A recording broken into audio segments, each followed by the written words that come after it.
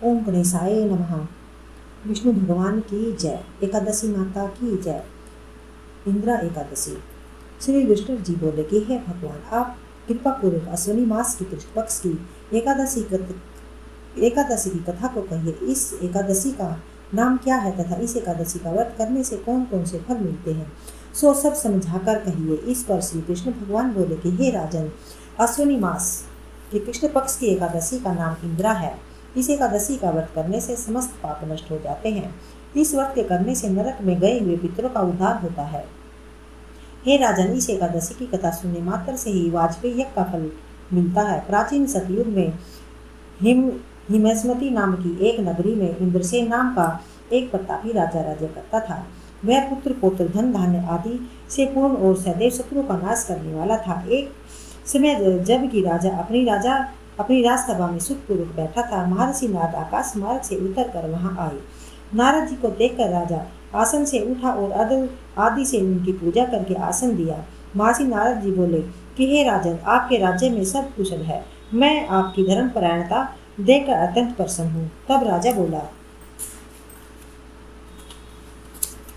हे महर्षि, आपकी कृपा से मेरे राज्य में सब कुशल पूर्वक है तथा आपकी कृपा से मेरे समस्त यज्ञ कर्म आदि सफल हो गए हैं। हे देव, अब आपकी क्या आज्ञा है। इस पर नारद जी बोले कि हे राजन, मुझे एकमान आश्चर्य हो रहा है कि एक समय जब मैं ब्रह्मलोक में यमलोक को गया था, उस समय यमराज की सभा में मध्य में तुम्हारे पिता को बैठा देखा। तुम्हारा पिता महान ज्ञानी दानी तथा धर्मात्मा था। वह एकादशी के व्रत के बिगड़ जाने से यमलोक को गया है। तुम्हारे पिता ने मुझसे तुम्हारे लिए एक समाचार भेजा है कि आप मेरे पुत्र के पास जाएं। मेरे पुत्र का नाम इंद्रसेन है, जो कि महेशमती नाम की नगरी में राज्य करता है। मुझे किसी पूर्व जन्म के बुरे कर्म के कारण ही यह लोक मिला है। यदि मेरा पुत्र इंद्रसेन अश्विनी मास के कृष्ण पक्ष की इंदिरा एकादशी का व्रत करे और उस व्रत को मुझे दे तो मेरी मुक्ति हो जाए। इस लोक से छूटकर स्वर्ग लोक में वास करूं। जब राजा ने महर्षि नारद जी से ऐसे पिता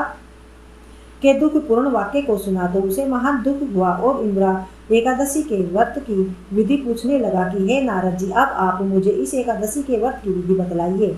इस पर नारद जी बोले कि हे राजन, अश्विनी मास के कृष्ण पक्ष की दशमी के दिन प्रातः काल श्राद्ध सहित श्रद्धा से स्नान करना चाहिए। इसके पश्चात दोपहर को भी स्नान करना चाहिए। उस समय जल से निकाल कर श्राद्ध पूर्वक पितरों का श्राद्ध करे और उस दिन एक समय भोजन करे और रात्रि को पृथ्वी पर शयन करे। इसके दूसरे दिन अर्थात एकादशी के दिन प्रातः काल दातुन करे और स्नान करे। उसी के पश्चात भक्ति पूर्वक व्रत को धारण करे और कहना चाहिए कि मैं आज निराहार रहूंगा और समस्त भोगों को त्याग दूंगा। इसके पश्चात कल भोजन करूंगा। हे भगवान, आप मेरी रक्षा करने वाले हैं। आप मेरे व्रत को निभाइए। इस प्रकार आचरण करके दोपहर को शालिग्राम जी की मूर्ति को स्थापित करे और उत्तम ब्राह्मण को बुलाकर भोजन करावे और दक्षिणा दे। भोजन में से कुछ हिस्से को गो को दे और विष्णु भगवान की धूप दीप नैवेद्य आदि से पूजा करे और रात्रि को जागरण करे। इसके उपरांत द्वादशी के दिन मौन होकर बंधु बांधवों सहित भोजन करे। हे राजन, यह इंदिरा एकादशी के व्रत की विधि है। हे राजन, यदि तुम आलस्य रहित होकर इस एकादशी के व्रत को करोगे तो तुम्हारे पिताजी अवश्य ही स्वर्ग में जाएंगे। महर्षि नारद राजा को सब उपदेश देकर अंतर्ध्यान हो गए। राजा ने इंदिरा एकादशी के आने पर उसका विधि पूर्वक व्रत किया। बंधु बांधव सहित इस व्रत के करने से आकाश में पुष्पों की वर्षा हुई और राजा का पिता यमलोक में रथ पर चढ़कर स्वर्ग को गया।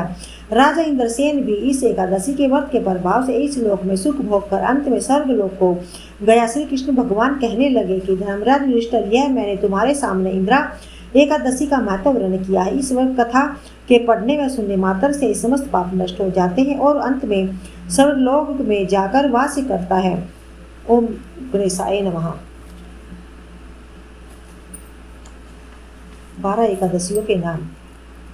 उत्पन्ना एकादशी, मोक्षदा एकादशी, सफला एकादशी, पुत्रदा एकादशी, षटतिला एकादशी, जया एकादशी, विजया एकादशी, अमला एकादशी, पापमोचनी एकादशी, कामदा एकादशी, भारतमी एकादशी, मोहिनी एकादशी, अपरा एकादशी, निर्जला एकादशी, योगिनी एकादशी, देवशयनी एकादशी, कामिका एकादशी, पुत्रदा एकादशी, अजय एकादशी, प्रवर्तनी एकादशी, इंदिरा एकादशी, पापाकुशा एकादशी, रमा एकादशी, देवउठनी एकादशी, पद्मनी एकादशी, पद्मा एकादशी।